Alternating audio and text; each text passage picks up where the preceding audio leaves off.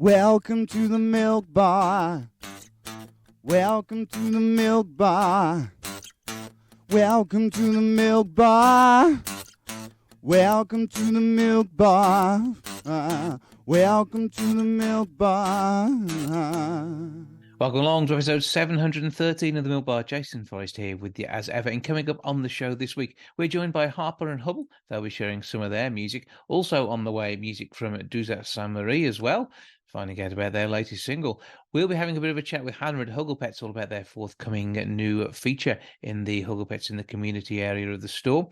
Also, we'll be having a natter with Paul Rashid about the film at the gallery, but it's not any ordinary film, it's interactive and everything. And Rachel Dickens will be joining us to let us know about the Staffordshire Band and a forthcoming charity event raising funds for Compton Care. That's all on the show on the way this week.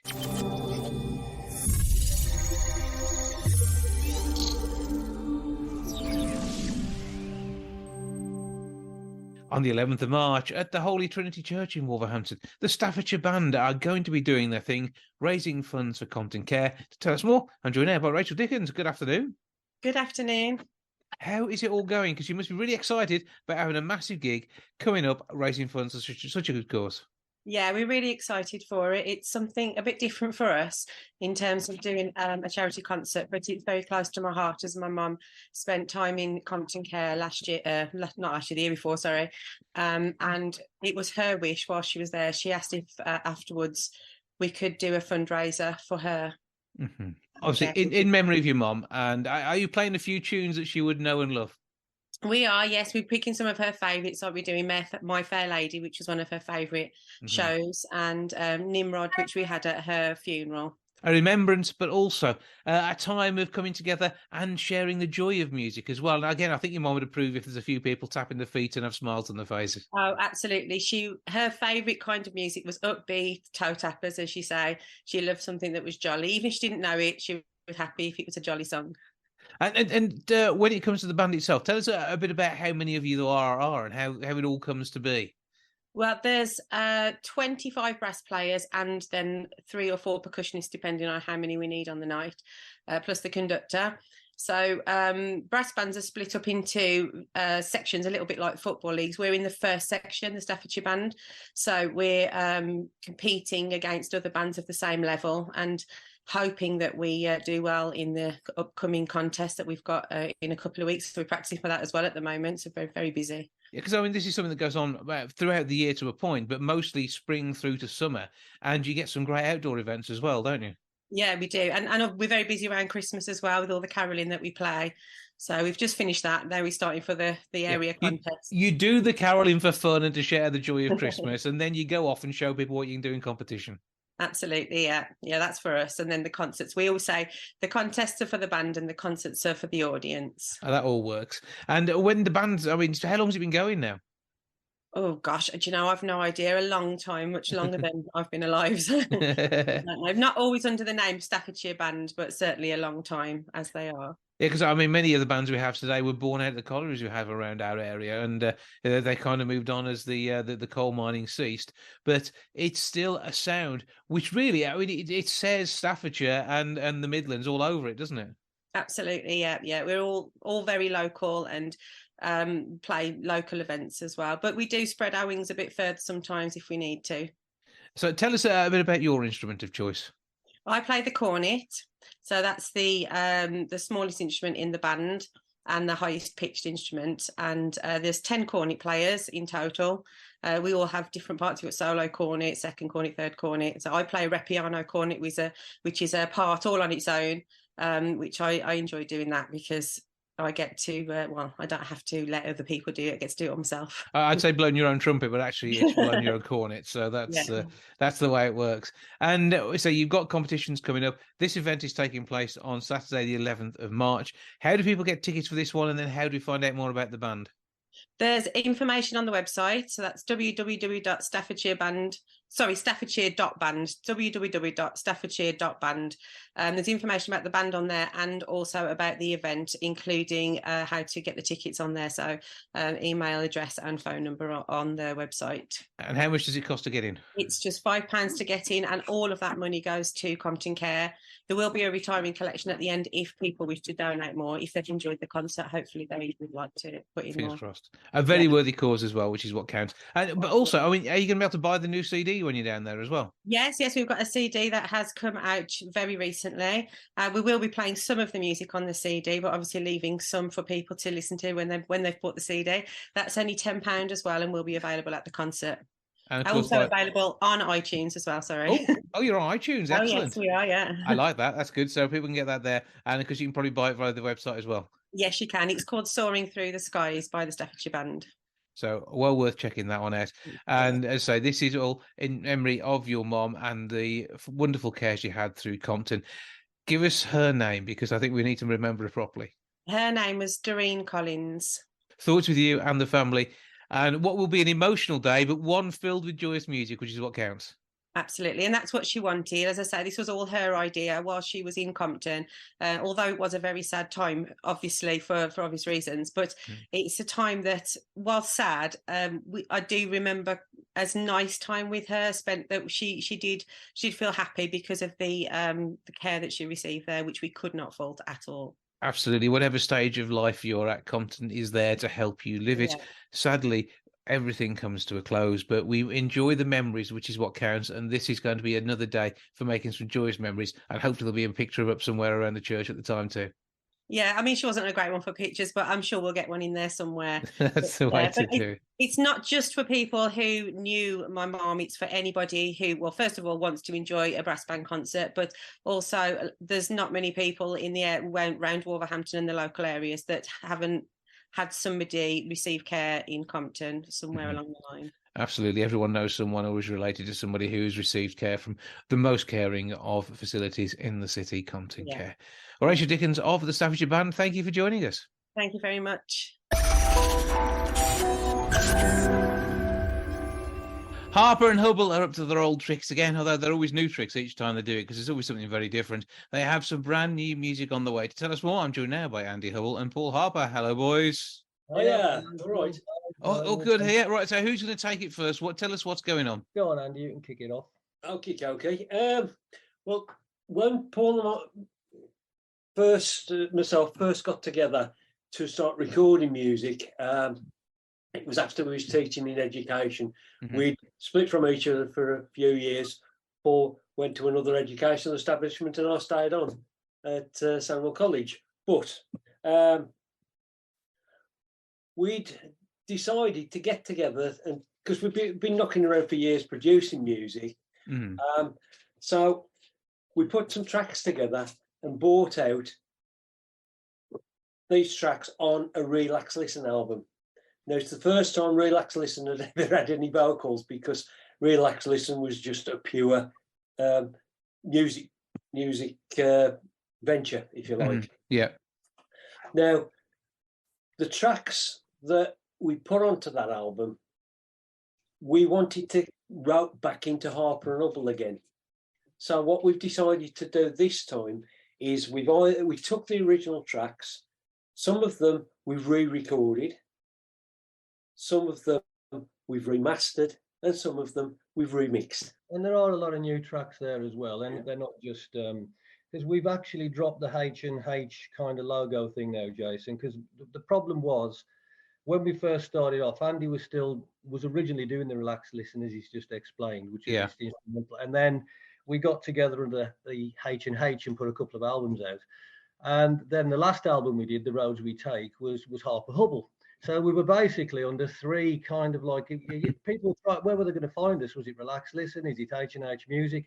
Which, when anyone kind of looked for that, usually got a music shop somewhere, or it was so confusing. So we've rebranded ourselves as Harper Hubble now. That's where it all is. That's where the website is. That's where all the music is. And we've brought a little bit of the Relax Listen over to that. So all our albums have been released again under the Harper Hubble logo. So hopefully anybody who's interested, who wants to find us, can do that now by just going Harper Hubble into the Google.com, and we'll come straight up, hopefully. And we're just a bit easier to find now, and it's easier to get to the website. So it just puts it all under one house. And I think it makes life a lot easier. Yeah, and so you'll be introducing yourself to a new audience again, because there'll be the people who spot what's going on. And the music itself. I mean, you've played live for me on the show in the past. And, that what you called it? It was something like that. It was good fun. But you do share your music in a lot of different ways, and it is music which you can play live, but equally, when it is recorded, actually, it's got different levels and layers to it, hasn't it? You know, it's a brand new album time, if you like. Yes, the music really is most important to us, because that's our origins. Yeah. But we both used to teach in education. We both used to teach music technology. Mm-hmm. Yeah, we were linking back to the because we came from an academic background, so hence the album name Academic Life. I think that was what we had the idea for. And there are a few tracks that actually were knocking about even from when we were at college that we revamped and reworked. And one or two of the tracks linked directly to our college days, and anybody that knows us might be able to pick those up. Maybe that'll be a good little thing for them to have a look at. But so it was a kind of a nice little working title that we had, and then the title track became Academic Life, which I co-wrote with John Dietrich, who again is featured on this album. Is a lyricist who's written the lyrics for 2 or 3 of the tracks, another one being West End Hotel, particular favourite of mine on the album. But so we've got another little another influence coming in, which I think is always good, and it kind of puts it all together for us, and it's a bit of a look to the past and where we all came from, and where we're still going to go. Because you've never done two things the same. I think that's pretty much it, isn't it? There's always been a difference in some way or form, whether it's been your co-collaborators or whether it's even just down to the way you've recorded something. You've always gone at things at a slightly different angle. And I think it's nice to have that background that gives you the experience to be able to do that. But we're looking at, is it 18 tracks on this album? Oh, I think it's 18. About 14 is around? Yeah, it's about 14 or 15, I think it is. Yeah, about 14. I ought to know, hadn't I, really? Yeah, we ought to.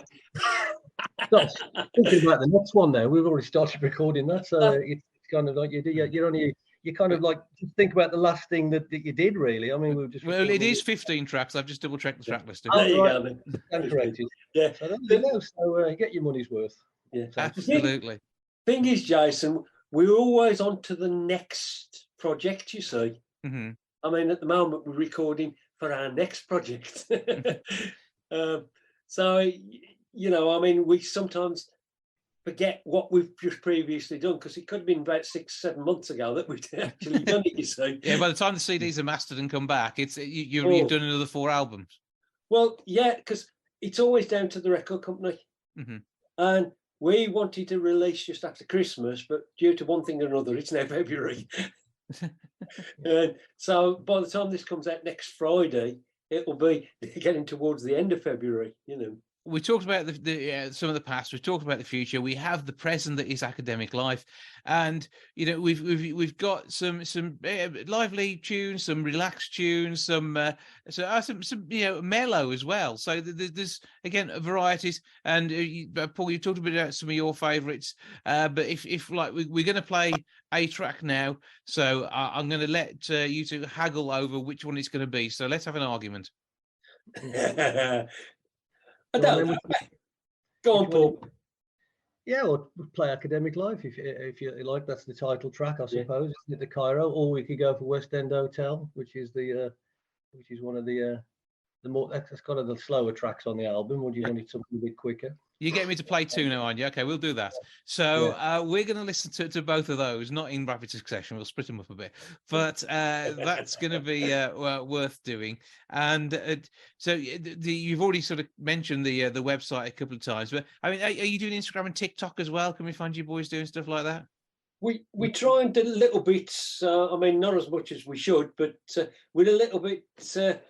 We're just learning TikTok and that, because. We have discussed that. I mean, we'd like to look at some of these shorts. I mean, we've had ideas of doing stuff on there. I mean, obviously maybe just stripped back versions of the tracks, which would be good, just on it because there's only little shorts you can do. But even maybe, you know, of the way we go about putting something together, you know, without being too overly kind of like, you know, like teachery about the whole thing, because people are going to want that.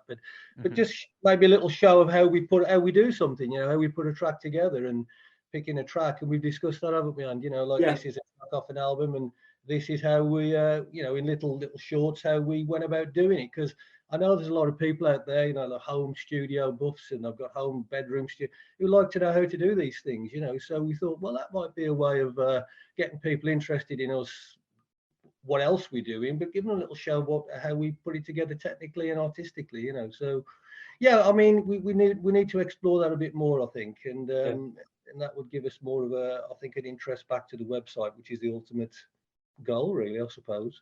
HarperHubble.com is the website. Get yourself along there. Then from there, you'll find the links to everything else. But most importantly, you can get your hands on the album, which you can't have until the 24th of February. The Academic Life is the track we're going to hear first. Thank you both for joining us. Have a brilliant time. We're expecting an international tour off the back of this album, and maybe more as we head through the year. There's going to be some gigs on there, so it's worthwhile checking out what's going on. Thanks for having us. Brilliant. Well, thanks for inviting us again. Always a pleasure. Yeah.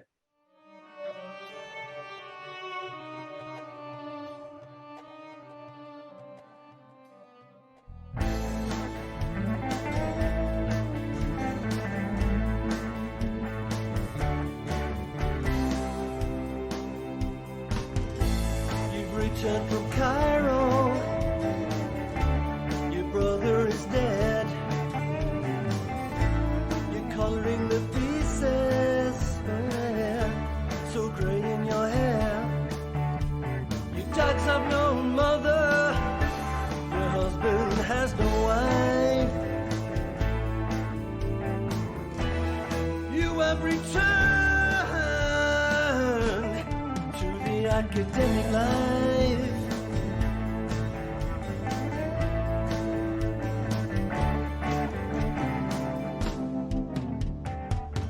On a terrace she stands, telegram in her hand.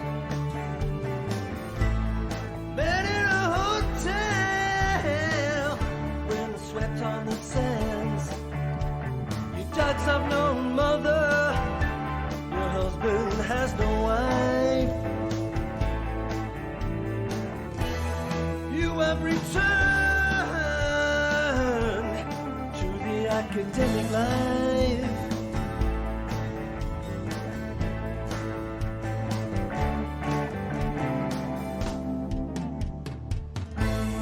You're an elitist and probably a star. I'm just a gigolo with a broken car. And if I saw you, I would ignore you. And if we talked, I'd probably bore you.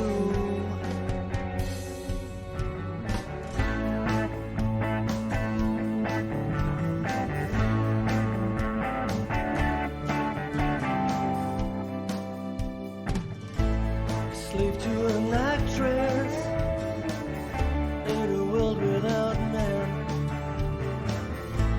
To be where you've arrived, full circle again. Your dogs have no mother, your husband has no wife. You have returned to the academic life.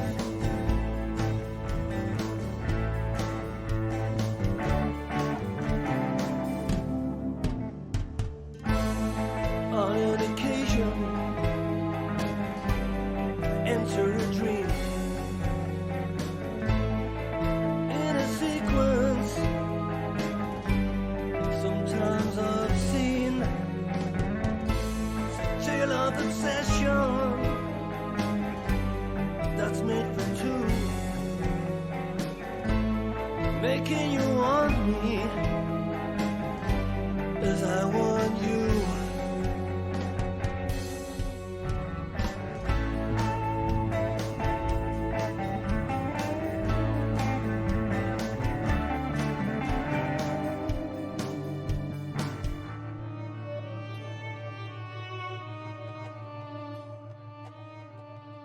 A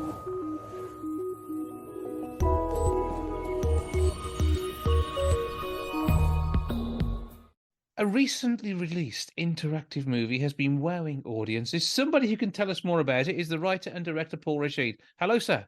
Hi, Jason. How you doing? I'm good. I trust we find you well, and to say impressing audiences with your wares. well, trying to. None of us saw the uptake in interactive cinema screenings when we set out to make the film, so it's been a pleasant surprise. Well, the film is The Gallery, and explain a bit of the background, because in my head at the moment, it's you're probably not old enough to remember these. The choose your own adventure books that we had in the 80s was one way of navigating your own way through a story. Is that quite what we're looking at here, and how does the audience interaction work? That is absolutely exactly what we're looking at. It is effectively a film version of those choose your own adventure books that we all grew up on. It plays out as a film. And intermittently, there'll be options that appear on screen that you can make choices for what the protagonist does and build the plot from there with the consequences of your actions either happening immediately or further down the line. So it's literally that in film form. So how do you work this? Because you don't want a massive audience arguing about plot changes. Well, funny enough, you do get a bit of that bit of argument, but the way it works basically is the film plays out. We hand glow sticks to the audience when they come in. Mm-hmm. So and when they're watching the film, whenever a decision happens, the screen pauses momentarily, and they see the two options on the bottom of the screen. And one of the first option gets highlighted. Everyone who wants to vote for that option raises their glow stick. Mm-hmm. And the second one gets highlighted. Anyone who wants to vote for that one. And if there's a third and a fourth one, whoever raises, and then the most popular one, which had the most glow sticks raised, is the one that gets chosen. So it's all very democratic. And it's a sort of a communal creation of a story with an audience. And how many different options are there in there, or is that going to give too much of the game away? No. There's 18 endings. I should probably from that. There's 18 different endings, and there's many decisions that you can make with various different combinations of decisions also having an effect on certain things of the story. So there's lots and lots of interactivity. And lots of different paths through, and I'm sure there's bits of film which would equally appear in 3 or 4 different versions. But each time, probably so far, you haven't had exactly the same film twice as yet, have you? Or do you think you have? Well, funnily enough, it's an interesting one with The Gallery. So The Gallery is effectively 2 films in one. It sort of follows because the interactive format is kind of a crossover between film and game. There are video game, that is. There are elements that we've kind of taken from the video game format. So at the beginning, you get to choose the gender of your protagonist between a male and a female. The female story is set in 1981, and the male story is set in 2021. And while they sort of have a similar sort of structure in the story, there are similarities and differences between the two of them. So we have whenever I've seen it, some people play the 81 version in a very similar way sometimes, but then they learn their lessons, and then when they move on to play the 2021 version, they completely change the way that it plays. So I've seen all sorts. I've seen absolutely all sorts. But it must be good for you though, because you're seeing a different film, even though you wrote and directed it. Exactly. Yeah. So there's over 5 hours of content.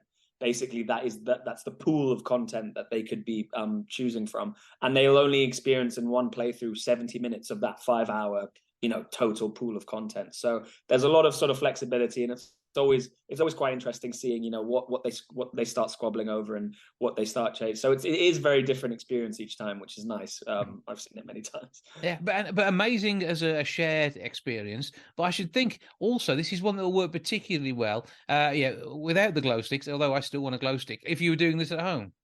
Exactly. So it's actually currently available, and interactive films where they've mainly been exhibited. So up until this point, has been on gaming platforms because for all intents and purposes they need to be put into a game engine and function that way. So it is currently available on Steam, PlayStation, Xbox, Nintendo Switch, and on your app on your phone as an app as well. So it's something that people have been experiencing, and I think interactive films are best experienced as a group. Absolutely. And whether you're sharing it on a big screen at home or whether you're I suppose you could even book a venue, and then you have your facilitator who will be effectively pressing the buttons for you as part of a themed evening. It sounds like it could be a great one. If you already choose you're going down the 80s route, some of the fashion you could wear during this could be intriguing. Absolutely, we had great fun. It was the first time I made a period film, so to speak. But I had a couple of people. Oh, don't say that, because I was born exactly, in yeah, 72. who took umbrage at I was 10 then. You're making me feel really old if you call it a period film. Well, I've heard people call the 90s a period, films that set in the 90s now period pieces, and that makes me feel very old. So, yeah, but we had great fun with some wigs and the hair getting bigger and the clothes. And the shoulder pads. You have to have shoulder pads, surely. Yeah. But again, it's exploring something that is close enough, though, to really ring true. And with the link between the two decades, again, you've got a whole world of crossover, which again must be intriguing for those who are, the millennials and younger, who are seeing some of this for the first time in that sort of reality. Yeah, absolutely. I mean, that was something that, as the script development was happening, I knew I wanted to have a female protagonist and a male protagonist, so there would be two separate stories. And then, when I saw the location and things like that, it actually just sort of jumped out at me. Actually, one of these could be set in the past and one of them set in the future. And then as I was doing my research, I actually saw there were lots of socio-economic political parallels between 1981 and 2021 that sort of suited the piece. And the cast you have here is as phenomenal as the writing and directing. Thank you so much, Jay. love to hear that. Tell me about some of the people you've got. Some amazing stars. Yeah, absolutely. I mean, our two leads are George Blagden and Anna Popplewell, and they're two actors whose work I've absolutely loved over since I was a kid. I watched Anna in the Narnia films and George in Vikings and in Versailles, and Anna in her show Rain. So having those two as leads who are in both of the versions of it, they switch roles. Anna's the protagonist in 81 and George is the antagonist, and then it's the other way around in 2021. So I was on set with them a lot of the time, but also all the other cast we had who were featured as characters across the two versions. We had Cara Toynton, Rebecca Root, Fainty Balogun, Richard Fleischman, Shannon Tarbett, Susanna Hamilton. Like, these are all actors whose work I'm very familiar with, and who brought such gravitas to the project, and as well, it is the interactive format to shoot it is a bit different. It's kind of a different language of filmmaking and shooting, and they were all they all really took it and wrapped their heads around it really, really quickly, which doesn't always happen. So on a creative and personal level, it was a really fulfilling experience working with all of them. And it sounds immersive. I think the next step for you is probably going to be something like a VR movie in a similar sort of genre. And I would very much like to see a room full of people with their headsets on, being able to look around one of your sets, because the level of creativity you've got there, I think you are likely to go next level fairly quickly, aren't you? Absolutely. I mean, I think immersive cinema and immersive theatre, there's a growing demand of it. Even in the 4 years that I've been making interactive films, there's the leaps and bounds of this format has happened. But also, you see things like secret cinema. You see lots of immersive theatre that is becoming quite high profile. So I think there's a real demand from audiences to have a bit more agency in the way that they experience stories. So it's just a privilege and great fun to be part of that. And you've run this to a number of age groups in the test screenings, and everything from high school kids to 60 plus. They've all just been completely drawn into the story. Absolutely. It's been we played at the Dinard Film Festival in October, and we had our age range must have been from sort of like 70s down to mid-teens. And all of them were enjoying it for various different reasons. With the younger demographic, the teens, the Gen Z, you had, I imagine they were coming from a lot of them were gamers due to the rising popularity of video games, and having something where you are almost controlling the character. That's where that crossover comes in really well. And so I feel like it spoke to them being able to experience that in a cinema. But then I guess also the older generations. Also, just the novelty of it, I think, is something that is a really new way to experience films in the cinema. Really appealed to them from what the people I spoke to. So I think it's a format that appeals to pretty much everybody for different reasons. But that's the thing I love about it. It's simple enough to, to be mainstream and have mainstream appeal to anybody and everybody. Well, I'd say it is something. Just talking about it really appeals to me. So how do I find it? Because I'm currently tapping away on my devices trying to get the gallery there now. Well, yeah. So it's depending on what you've got. So you could get it for home entertainment at the moment on game platforms like Steam, PlayStation, Xbox, Nintendo Switch. But if you don't have a games console, you can find it on the iOS App Store or the Google Play App Store for if you have an Android device. That can be downloaded onto your phone or your tablet. We're playing at a film festival next week, the Leeds Indies, the Leeds Independent Directions Film Festival, on the 22nd, Wednesday the 22nd of February. So please come down and wave your glow sticks around and experience it there. And we are looking to have some more screenings heading into the end of March, early April down in London. So there'll be plenty of opportunities to experience it in the cinema. But if you can't wait until then, you can experience it at home. Absolutely. We want you in the Midlands at some point, please. If you can do something there, that'd be amazing. But I think also a theatre venue would suit this well as well, wouldn't it? If you projecting in there.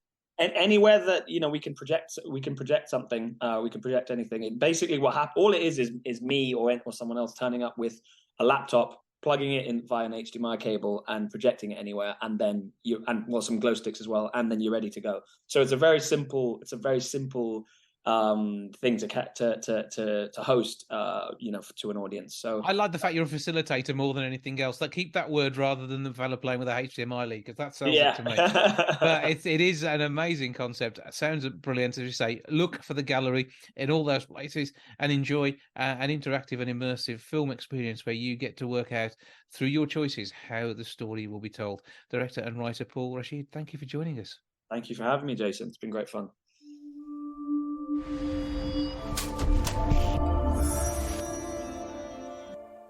Duzat St. Marie have a brand new single and an eagerly anticipated album. I'm joined now by the duo. Hello to you both. Hi. Hello. So let's have full introductions first of all, please, and explain the relationship within the band. Okay. I'm Matt Duzat. And I'm Heather St. Marie. I guess guitar, vocals, whatever strings you hear. He does all of it pretty much. I'm Heather St. Marie and I sing, and I'm the cheerleader. And we expect nothing less. So a lively sound and one which you spent a little while sort of honing and getting right, haven't you? Yes. For both of you, this isn't your first rodeo in the world of music. Right. No. We've been singing together since we were teenagers. But it's a full circle thing. We started out as an acoustic duo when we were trying to put a band together. And then we did put a band together, did a lot of touring. And we launched Duzat St. Marie as a singer-songwriter duo, I think in 2015 officially, really to supplement touring. The band tours were getting just a little bit fewer and farther between, and we love being on the road. So we only launched this to be like a touring thing, and it just took off and became the main thing, like literally overnight. And that's the good thing. When music grows organically, not only is it right for you as a performer, but it's right for your audience as well. And when there's that buzz, it must feel great being on stage, whether you're playing acoustic or electric instruments. The electricity in the air is still there. Yes, absolutely. Yeah, definitely. A lot of people ask, do we miss like having the excitement of the band and everything? And honestly, I don't. This is more challenging. And, I love the band too, but it just, this is way more challenging. It's way more scary. And I'm all for doing things that scare you a little bit. But also more personal as well, surely. Yep. Yes, definitely. Which is another reason it's way more scary. You can't hide behind anything when there's just two people and, one guitar or whatever. But that in itself, though, that brings, say, that personality to the stage. And your interactions, I mean, that in itself, again, it's part of a stage presence. And just a glance across a stage can really tell you how a song is going to change and evolve. And it might be different each time you play it, because that's, the nature of having such control as you two will have when you're performing. Yes, absolutely. You nailed it. So what's really inspired you to put some of this down onto, I was going to say onto vinyl. Hopefully it's on vinyl. But what's inspired to put it down on as a studio recording? Well, I think out of kind of a spiritual necessity. These songs kind of they are born, inside us, and we have to get it out. We have to get it down and document it. We do like to, interestingly enough, we like to road test all our songs. We write them if we have the opportunity to do so. We'll take them on the road and we'll perform them in front of audiences, so they can have their stamp on it too. Because I think interacting with the audiences, it molds the song a little bit. Like we make little tweaks here and there just to, I guess they kind of hammer it into shape, and we record it when we get home from tour is our favorite way to do it. Yeah. I don't know if that's how unique that is, but that's one thing that we've always kind of done, because a lot of times we would record, I mean, even with the band, we recorded a whole album, and we went and we toured on that album for a couple of years and came back. We're like, you know what? We have to re-record this album. It just wasn't right. You avoid that by touring an album before it's an album, then making an album out the bits that toured well. Yes. That's it. Yep. Okay, how many songs do you reject? That's got to be a thing, because you two are perfectionists. So fortunately, I think for us, we reject before it ever gets to a recording. So there's no recorded song that we're like, nah, let's pull that. That's never happened. And I would say not even very many songs that were fully realized do we pull. I think it's usually we cut them along the way. Yeah, like if we're not feeling it, it just doesn't go much further than the beginning. Timing. Yeah, the idea just never fully realizes itself, I guess. And then, we've taken pieces of songs that never were realized, and then they show up later, maybe in another song. We have a riff one or, like or that. a few lines, and before you know it, correct. they've got a new life of their own, and they sometimes they again change personality because of where they've landed. Yes, we've learned not to force anything. We never force the song. Right. We let the song kind of write itself. Yeah. And obviously, the US has seen you touring, significantly over there, and some amazing things, particularly with Overthinking, and the response it's had before it's even released has been absolutely amazing over there. Again, this is part of you playing it to everybody and all and sundry, wherever they may be. But how does the global situation been? Are you still a new name in some quarters, and are they then pleasantly surprised when you rock up? We haven't traveled overseas yet. That's part of what you're here for. I'm doing my best. Yes. Thank you. And that's what I was going to say. We appreciate it. The radio support and listener support is going to help us get overseas. And that the UK is definitely top of the list for us. Got to get there and play for you guys. Well, I'd love to see you playing some amazing venues in Wolverhampton. We would love to see you in some of those, see what you can do, talk to booking agents, get yourself over here. And I think, again, it's a sound which is going to travel well. Thank you. Well, thank you. We're looking forward to seeing what that's like over there. Yeah. Anybody in the UK that you'd like to be playing alongside? Definitely Passenger. Yeah. Love his music. Love it. And just his whole story, of busking and just road testing, and then just such a huge presence in music. Is it almost busking when you're on stage as well then? Sometimes do you feel you're busking for an audience to see how the songs go? For me, singing is like breathing. Growing up, I would sing all the time. My brothers, when I was little, would be like, "Mom, make her stop." And my grandfather had cattle, and she'd say, "Go outside." And I'd have to go sing for the cows because it was just, I was always so loud. I bet would have made the milk taste sweeter, surely. Probably. But like when we're driving to a show, when we've got a 6-hour drive on tour, we're singing. Yeah. So I guess we're kind of busking is our life. We're just always singing. Well, fingers crossed they're going to see you over in the UK. Certainly your music is traveling right across the Atlantic, even as we speak. So we're going to take a listen to the single Common Ground. Tell us a bit of the background to this one, and maybe how this one sort of changed a bit as it was out on the road. Well, this one started out, usually a song starts with Matt kind of coming up with a melody, and then the song grows from there. This one started with an idea. We started noticing with social media that instead of it bringing us together and uniting us, it was really dividing, and people were just kind of forming these lines and, we're over here and we're against you and vice versa. And, we just thought with all of our touring across the US, we see that there are way more common elements to our lives than differences. And so we wanted to write about that and, just show people that we need to find our commonalities. And that's what this song is actually about.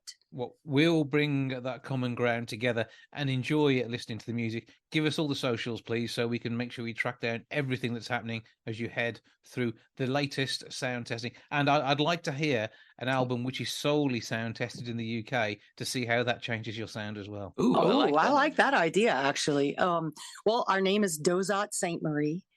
And that's our, handle on all the socials. But if you can't spell that, our website is dsm.live.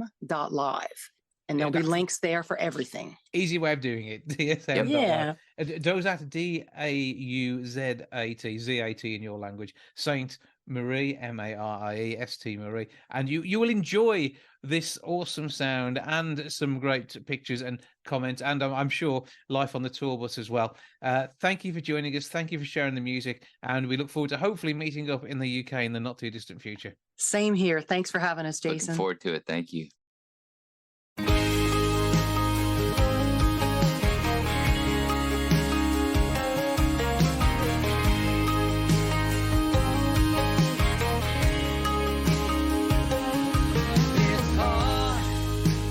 Watching the whole world drown, friends and foes in the landslide, taking the long road down.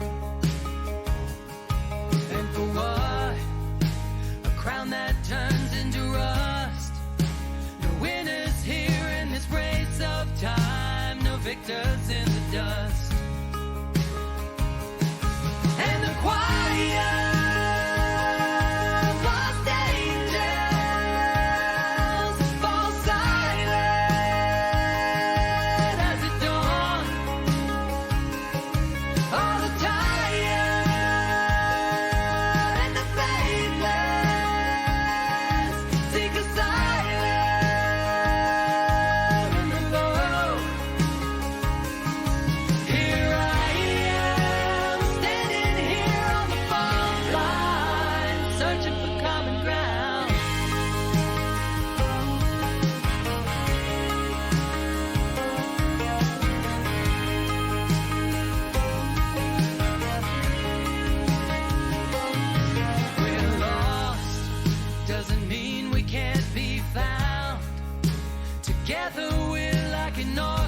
alone with just a sound. We're strong, but sometimes just worn out. Adrift on seas of headlines, trying not to drown. And the quiet lost angels fall silent as the dawn. All the tired and the faithless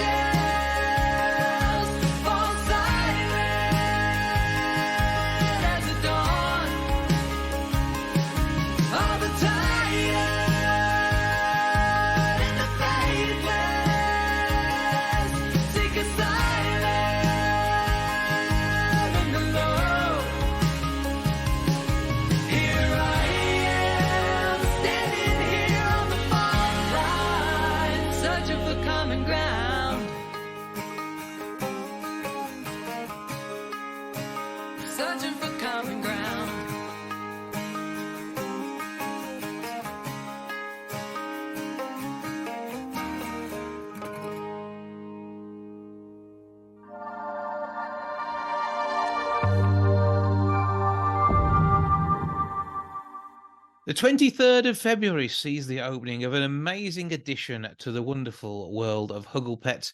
They have got their community interest company that is bringing to life so many creatures for so many people across our city. To tell us more, I'm joined now by Hannah Dixon. Hello. Hi, Jason. How you doing? I'm good. It's good to see you again. Last time we spoke properly was when we were doing that quiz a couple of years ago. That was a good fun, wasn't it? No, it's been 2 years. Can you believe that? Well, I think it's nearly 3, wasn't it? It was the height of lockdown we were doing all of this. Still amazing, though. That was great fun. We had a good time, but the round the whole sort of run up to lockdown, you guys were getting ready to open up the community aquarium, and things have expanded down there, haven't they? Yeah, big time now. We've got our sensory centre that's in full swing, community aquarium. We've had an addition of a new reptile room, and of course now we've got our fantastic new pond and wildlife education centre. Now, this is all part of Huglepets in the community, a community interest company that runs alongside the family-run business, which is the pet store. But you've also got some brilliant partners with the likes of Severn Trent on this. Yes, so we were granted some funding from the Severn Trent Community Fund a couple of months back now, and it's their first project that they funded with animals in it, so they're really excited. And this means that, though, the creatures which are normally only out in the wild and are very often shy, that have come into the Huglepets family and are much easier to be seen. Yes, so basically the things that you wouldn't necessarily get to see all year round because of like being seasonal, and sometimes they are seasonal creatures that you don't get to see. They're going to be on display now for people to be able to come and even have their selfie with as well. So, and the animals are going to be well looked after. They're going to be well fed, and they're probably going to love it, aren't they? Yeah, and the kids will be able to feed them in some cases when they come for sessions and stuff. So they're going to be able to absolutely get involved and love it. And this is all part of what Huglepets do. So you've got the business, and without the business, you couldn't have the community bit, and without the community bit, the business wouldn't be as much fun. No, it wouldn't, and you know it's a fantastic thing that Huglepets to be able to support it. But actually, now the Huglepets brand is supporting the community in this way as well. And there's been so much good work done, and so many people who have been able to benefit from the fact that having a pet brings relaxation. And this is all about the community. You might not be able to have a pet, but if you can come down and watch the fish swimming in the aquarium and see the rainforest type creatures that are down there as well, there's all sorts of things to see. Yeah, I think, one time you can always remember as a child going in and seeing some animals, even if it's a pet store or whatever it might be, but just how fun it was. And we've tried to capture that and be able to do that for other people. And without the pressure of selling, that's not what this is about. You can buy, there is animals you can buy, but if you want to make them part of your family, you will be vetted first, don't worry. But if you are able to be making them part of the family, and that's one thing. But this is open to everyone to come along and see. Booking is required for some parts of it, but the big launch for the pond section comes on the 23rd of February, and it's all going to happen at 9:00 when the mayor is coming down to officially cut that ribbon. Yeah, she's coming down, and obviously our funders from Severn Trent are coming, so that should be a load of fun as well. And then obviously it's open all the way through till 2:00, and there's experts on site, and the community team will be there. So there'll be lots of things that people can get involved with. Absolutely, and we'll be broadcasting live on 101.8 WCR FM between. We're going to be there from midday till 3:00, so we're going to be having a chat with a load of people who get involved, and then in that last hour, when everything's sort of calming down, we actually get to talk to those who are looking after the pets, who've got the experience and know all about the brilliant animals that you've got in store. Yeah, we've got some fantastic animal experts in store. So, yeah, that'd be fantastic for people to come and ask their questions. Yeah, well, we'll enjoy doing that. We'll enjoy broadcasting it too. And we'll have a great time down there. And say this is all part of the ethos of Huglepets. You are a family-run business, and this is what it's about, isn't it? Yeah, it is. And it's a way of us to be able to give back. And that's the most important thing. So how do people find you when they want to come down and on the 23rd? And do they just turn up? There's no need to book for that one? Yeah, no need to book. It's an open day, so that all they've got to do is grab our address, which is Huglepets, Cooper Street, Wolverhampton, WV2 2JL, at the back of Munmore Green, if they know it, and East Park. There is obviously parking available, but it's first come, first serve. No payment required, and they can just come down and have a look. Yeah, but straight off the metro as well, and there's bus routes at Compass too. Yeah, and it's free, so everybody's invited. And it's half term, so if you're looking for something to do with the kids, it's going to be brilliant. Even better. Absolutely. So that's all something to look forward to, because you can be found there too. What are the shop opening times? The shop is open from 8:30 till 5 o'clock, Monday to Friday. Saturday is 9 till 5 and Sunday is 10 till 1. So, chance to get all your pet supplies, and if you are adding someone to your family, then there's a great way of being able to come along and meet some new members for the family. Really, that's how it works, isn't it? Yeah, why not? So check all of that out. Huglepets in the community doing some brilliant work, and the Huglepet shop helping those who've got pets to look after them. Well, Hannah Dixon, thank you for joining us. Have a brilliant time. Look forward to seeing you on the day, and we're going to have a great time enjoying the pond experience alongside all the other great stuff you've got there too. Thanks, Jason. Always a pleasure.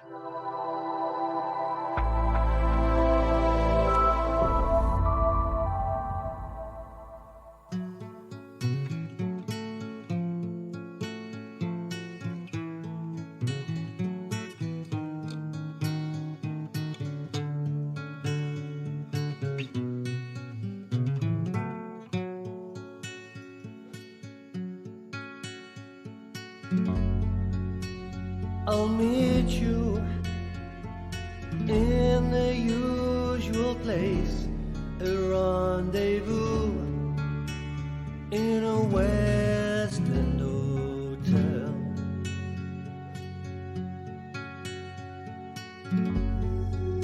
Across the line to her room, I feel the strain in a West End hotel.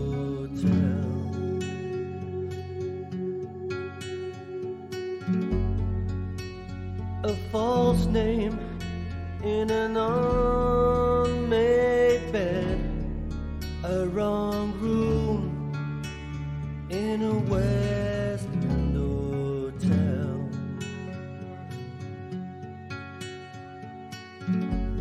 Alone at midnight on an empty road, a frantic search for a West End hotel.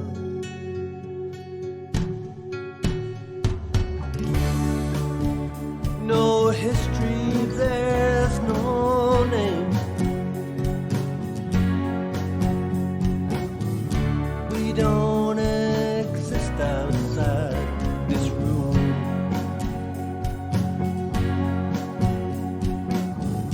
Nothing but lost love remains.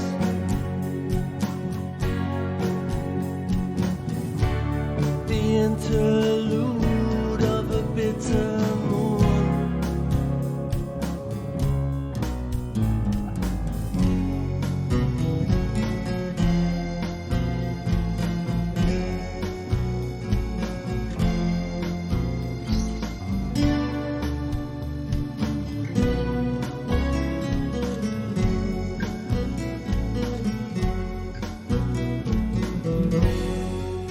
Keeps a photo to show her friends. I'll keep our love until it ends. I'll set the measure to compare our treasure, an interlude in a West End hotel.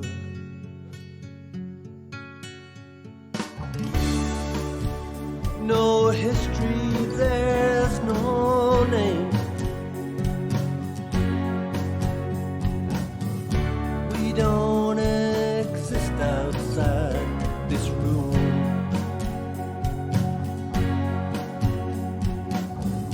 Nothing but lost love remains.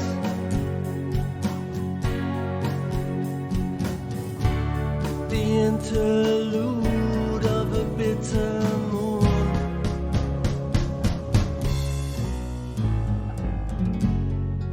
So I'll meet you in the usual place, a rendezvous in a West End hotel.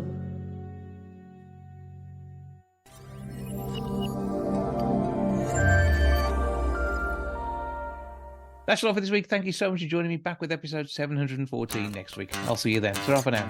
Goodbye from the milk bar. Goodbye from the milk bar. Goodbye from the milk bar. Goodbye from the milk bar. Yeah. Goodbye from the milk bar. Yeah.